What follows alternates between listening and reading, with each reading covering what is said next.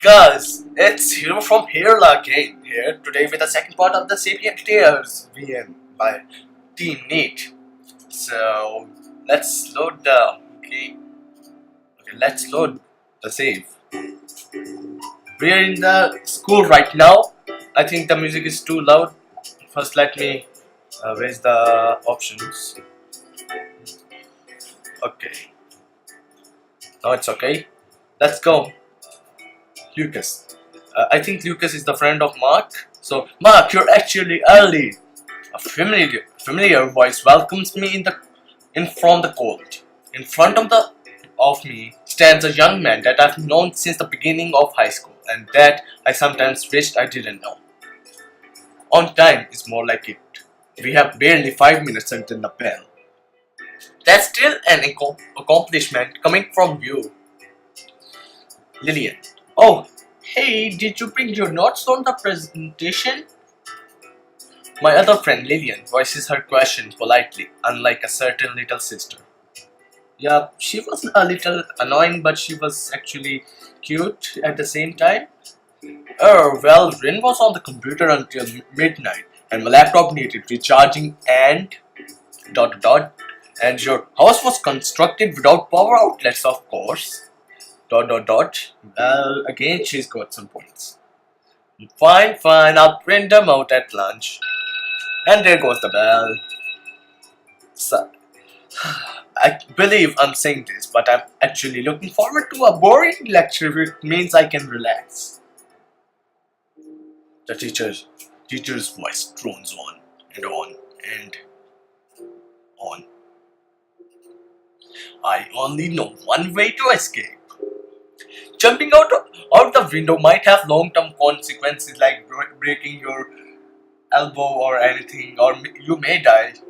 That would be a short-term thingy for you. So I'll be content with staying through it. Actually, I'm having some problems speaking because there's some like pimple or bump inside my mouth, and it's very like irritating and itching. So it's just a problem. Okay, anyways, whenever I'm bored at school, I always like looking out at the weather and thinking about how I would rather be anywhere but here. Although fortune has treated me with nothing but a sadistic little sister and a pile of unfinished homework this morning. So maybe I'm better off in class after all. Mark. Am I hearing things? Mark. It's just like this morning. Is this someone's stupid idea of a prank? I'm sure it's just some kid with nothing better to do with their time, but can't forget that. Alright, I know what I have to do. Pinpointing the source of the sound, I spin around and glare at my target. She's not getting away this time. The class stares at me. Lucas turns around. I sit back down awkwardly. And lunch finally. No matter how many years pass, letting be the taste of a cold meat and freedom. Freedom. Best meat and freedom is the best thing you can ever have at lunch. It's quiet. Lucas sighs audibly and I follow. Actually, lunch is the most anticipated part if you don't have any free free period or lesson that you can do anything at that time. I still don't get how Rin can sacrifice a lunch break to study for a test when she hardly ever studies at home. At home, maybe she has something to do like watching anime stuff and doing things, and at school she may be like concentrating at something because she doesn't have anything to do. But there's a point that she also has her phone, so it may be distracting, but Lucas is far from the strangest thing she's done. Point taken. Lucas. ... So how was that game I lent you? Alright. To be honest, I'm really into those dating simulators. They're not dating sims if they don't have statistics. Whatever, it doesn't matter, I'll check it out when I get time. Right now, I'm busy with This music, cheerful. I was about to say schoolwork, but that life won't last a second. Like you. Anyway. Oh, maybe dot stuff. Yeah, stuff. Mark, you do know what this means, don't you? I'm really bad at joking, so don't mind if I make bad and cringy jokes. I really think I can see the sunlight glint off those glasses. Like any typical anime character being very smart and then their glasses just glints off. This means that you have yet to experience modern Japanese visual culture in all its glory. Can you please shut up now? Surely you found yourself taking a peek at Rin's DVD collection at some point in the past 16 years. Haven't you felt discontented with the path the story takes? I'll take that as a no. Protagonists always say a plot armor in suspense stories and the main heroine always wins in romances. Oh, cliche things. Even aside from being down by the awkward transition between two inherently different mediums, haven't you ever felt like the story isn't working? Does it not feel like the main character is a brainless idiot and that you could do a much better job than him? Haven't you ever felt like giving that idiotic protag a punch in the face and telling him to choose the shy innocent library girl over the deceitful Oni-chan Chara who can't go on a date without thinking about her little brother? This statement may contain a slight amount of bias. At any rate, there is only one solution to a problem like this. You play the game. ... I sense an evil chuckle as he finishes as if he wants to add, and soon you'll be just like me. Ha ha ha, evil laugh. Ha ha ha ha ha. My evil laugh is not evil enough. Well, like I said, I'll get to it eventually. Lucas kicks his feet up. It really is a good game though. At school, uniforms kind of resemble over, don't you think? As much as I hate to admit it, he's right. Our school is infamous for its elaborate uniforms that don't match its academic reputation. That isn't going to make me play it any faster. That I'll bother you every day until you do. Do you dare to underestimate my persistence? Ooh, the flames of youth, like Guy Sensei said. The bell signals the end of the lunch and we head to the class, anyway, away from each other thankfully. I did it. Took a few years, but I did it. I made it back and it won't be long before I talk to him. A clock ticks in the background as a girl gazes pensively out the window. I'm getting nervous just thinking about you. Nervous and a little excited. It's been so long. What I'll do if he's changed. This whole plan would be pointless. I have to stay calm. I know what I'm doing and I've thought it all through. Just stick to the script. But I'm nervous. So nervous. I like sunsets. I really do. I could live without long walks on the beach, but sunsets, they're special. Super special. Huh? So nervous. Why repeat it again? Cliche doesn't have to make things less special. Not that it matters much. Storybooks romance is stay in the storybooks. It's just nice to catch empathy shuffle chords granting divinely selected background music or a perfect twilight after a day of rain. Phew, thanks again for the help. Don't worry about it. It's like I have anything better to do. Yep, I don't have anything to do in my life. I'm just bored and lazy. I slide down from the windowsill, but my feet hesitate. Something about the red tint of the classroom and Lillian's smile is discomforting. Discomforting and uncannily familiar. Does the school library always get this much work? I can see why you asked for a hand. No, the library usually maintains itself with the help of teachers. We just have some extra things to take care of before the end of the term. Paperwork mostly. Such stuff. All work and no pay. I think you mean no play. Wait, you're getting paid? No bad. Well, there you go. ... You win this one.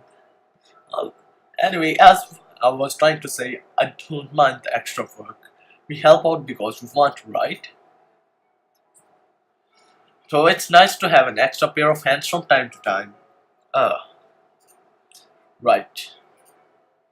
Besides, you always end up owing me favors. This is just one of them. Anyway, shall we head home? Yeah, let's go. I grab my bag and rush to the hall to hold the door. It can be nice to stay back after school, can't it? On occasion, the weather is nice today.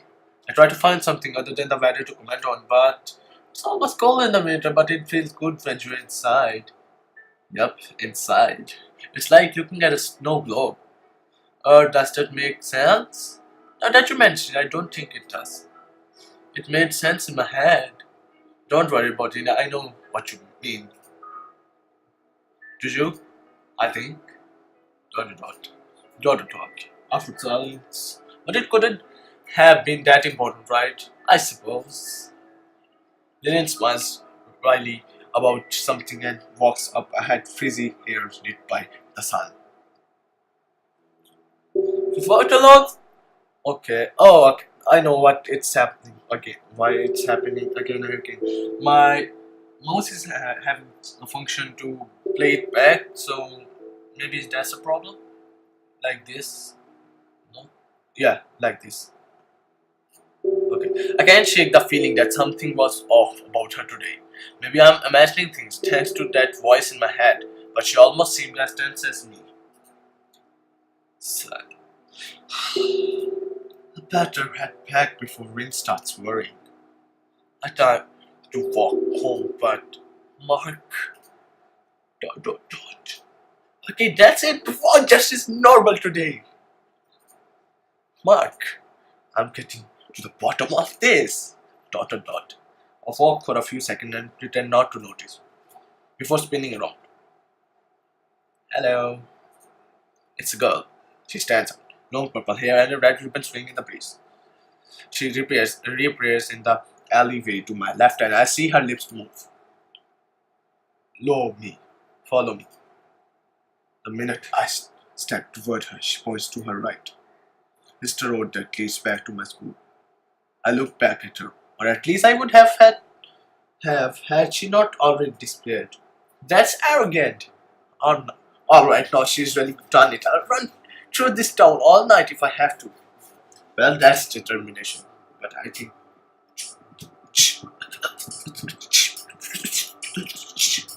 Okay, sorry about the beat. I'm right. I think I'm bad at it. You're messing with the wrong guy. Yeah, you don't know I'm a punk. Before I realize it's a sky darkened and cloud drifting. From time to time, I catch a glimpse of something right out of the corner of my eye, but it disappears before I can identify it. She's deliberately dashing through the side streets, and she always seems to be exactly one street ahead. I gasp for breath as I reach the school building. The girl stands gently at its entrance. You stop! She grins and runs inside. She has a graceful quality about her. I say run, but it's more like she's gliding. Of course, that's not going to stop me. I catch a glimpse of her feet at the bottom of the staircase. To the left hall. You're running out of places to run. Stairs again? No wait, there are the stairs to the roof. Why is this door unlocked in the first place? No matter, it's over now. Dramatic music is off. The sky turned black before I realize and snow drifts gorgeously down. The last piece of the puzzle falls into the place. The blue, the purple-haired girl, the snow, the black sky. I saw it, all in my dream.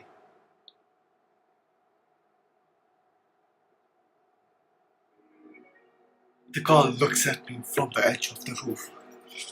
Oh, damn it.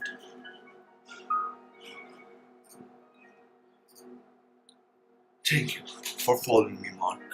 Oh, how my things should be yelling at her for right now. But I can't, my mind isn't functioning like that. It should be. Scattered images from a time I'd rather forget flashed through it. First of all, let me apologize for luring you out like this. It was the only way I could talk to you alone. She steps closer. Of all the things I want to say, only one line comes out. Who are you? Don't worry yourself over minor details like that. You'll remember me soon enough. Soon enough? What kind of fake hint is that? The past will fall into the place eventually. It is a habit of doing that.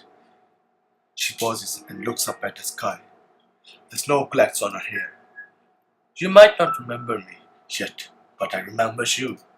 I've been waiting to see you for a long, long time. She points her eyes at me. I can't look away.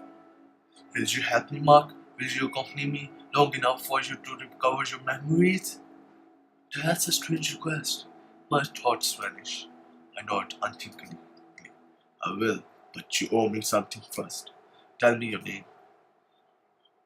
I feel her warmth before we even touch. She walks up to me and she pauses an inch away, breath turning to mist. Myra. Yeah, I remember her name. Last time I checked her name, it was Myra. And will it become visible? I hear her name and her ribbon flutters before me. The memory starts. I've seen her saying this, but a cold breeze strikes me as she steps back. I'll visit you someday soon. In the meantime, if you ever need me, come to this rooftop by yourself when the sky turns black. If you call out to me, I'll come to you. What are you? A vampire? Maybe. A ghost? She smiles faintly. I'll leave that up to you. One by one, her footsteps grow distant. Well then, goodbye, Ma. Her final words are lost as she steps off the edge of the roof. Wait, steps off the edge? What the? I dash to the edge of the roof as fast as I can and look down. But there's nothing. Oh my god, she's a ghost! Somebody call the Ghostbusters! Not even a footprint on this freshly fallen snow. My head is spinning. I don't want to think. It's there, and it keeps coming back. I see her, and what was she called herself? The person I wish I never met. Yes, she had told me, but then finally I feel so. The girl in the sunset watches me. Like a figure in the faded photograph, she watches me. Like a portrait, like yourself in the house of mirrors, watching, always watching. Just like, don't blink. All the while, the snow continues to fall. Myra figure dances through my mind, trapping me somewhere between curiosity and awe. It's the beginning of winter. As the snow dusts the city streets, I can't help imagining that her footprints will turn up very soon. Very, very soon.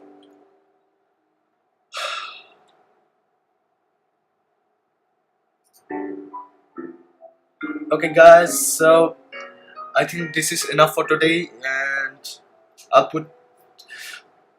see you again, just like this time. Maybe I will upload anything other than this. Kay just uploaded a game, just reviewing some game which she found online.